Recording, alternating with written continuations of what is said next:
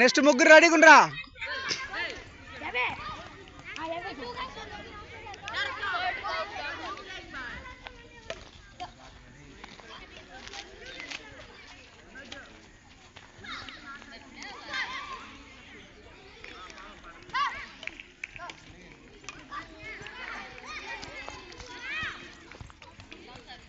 Side వెళ్ళి ఫాస్ట్గా. Next batch రెడీగా ఉండమ్మా.